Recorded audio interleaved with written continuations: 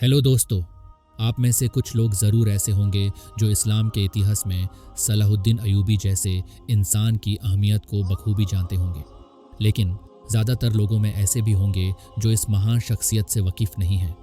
और इसकी सबसे बड़ी वजह ये है कि आज हमारी नई जनरेशन ने अपने हीरोज़ आयरन मैन, सुपरमैन और बैटमैन जैसे बड़े बड़े फ़र्ज़ी कैरेक्टर्स को बना लिया है, जिनका असल में इस दुनिया में कोई वजूद ही नहीं है। हालांकि उन्हें उन बड़े हीरोज़ को याद रखना चाहिए जिनकी वजह से मुसलमानों ने आज तक अपने वजूद को इस दुनिया में बनाए रखा है। दोस्तों, जेरूसलम में मौजूद मस्जिद अल-अक्सा, जिसे हम बैतुल मक़दिस के नाम से भी जानते हैं, दुनिया की एक ऐसी अनोखी जगह है जहां 3 मज़हबों के मानने वाले लोग अपना अपना हक जताते हैं। यहाँ मुसलमानों, यहूदियों और ईसाइयों के लिए ये जगह बहुत ज़्यादा अहमियत रखती है। बैतुल मक़दिस को इस्लाम का दिल कहा जाता है क्योंकि ये वही जगह है जहाँ पे पहले मुसलमान अपने नमाज के वक्त किबला बनाते थे, और इसी वजह से इस्लाम में बैतुल मक़दिस को बेपनाह अहमियत दी गई है। यानी अगर इस्लाम में काबा के बाद कोई सबसे बड़ी मजहबी तो वो है बैतुल मक़दिस। इस जगह पर 3 मजहबों की अक़ायदत जुदी होने की वजह से ये हमेशा से ही एक जंग का मैदान बना हुआ है, और यह कभी यहूदियों के कब्ज़े में रहता है, कभी ईसाइयों के और कभी मुसलमानों के हाथ में भी आता है। आज की इस वीडियो में हम एक ऐसे बहादुर योद्धा के बारे में बात करने वाले हैं जिन्होंने बैतुल मक़दिस को फतेह किया था, और दुनिया उन्हें सुल्तान सलाहुद्दीन अयूबी के नाम से जानती है। सलाहुद्दीन 2 लाख फौज के साथ उर्दन पार कर चुका है। सबसे हैरत की बात यह है कि सुल्तान सलाहुद्दीन अयूबी को जितनी इज्जत की निगाह से मुसलमान देखते हैं, उतनी ही इज्जत की निगाह से गैर मजहब, खासकर ईसाई लोग भी देखते हैं। लेकिन आखिर ऐसा क्या था जो ईसाई भी उन्हें इतनी इज्जत देते हैं?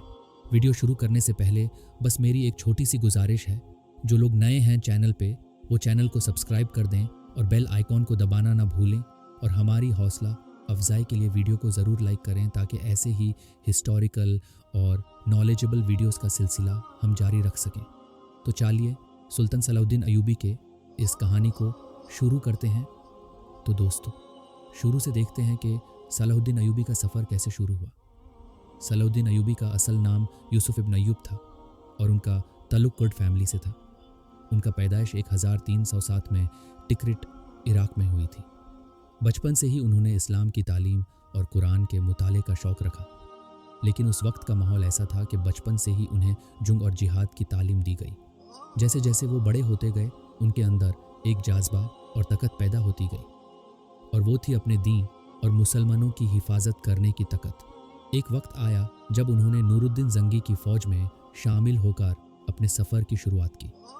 नूरुद्दीन ज़ंगी उनके उस्ताद और मेंटर थे, जिन्होंने सलाहुद्दीन को एक बेहतरीन फ़ौज के सरदार की तरह तैयार किया। नूरुद्दीन ज़ंगी के अंडर सलाहुद्दीन ने बहुत कुछ सीखा, खासकर अदालत और इंसाफ के मामले में। नूरुद्दीन ज़ंगी उनके लिए सिर्फ़ एक उस्ताद नहीं, बल्कि एक मिसाल भी थे कि कैसे एक सच्चा मुस्लिम अपने लोगों की देखभाल और उनके हकूक़ की हिफाजत करता है। उस वक्त क्रूसेड्स यानी सालिबी जंगों का सिलसिला चालू था। ईसाई फौजियन मुसलमानों के मुक़द्दस मकामत पर कब्ज़ा कर रही थी, और उनका मकसद था बैतुल मक़दिस को अपने कब्ज़े में लेना। लेकिन सलाहुद्दीन का एक ही मिशन था, अपने इस्लाम के मुक़द्दस मकामत को दोबारा आज़ाद कराना।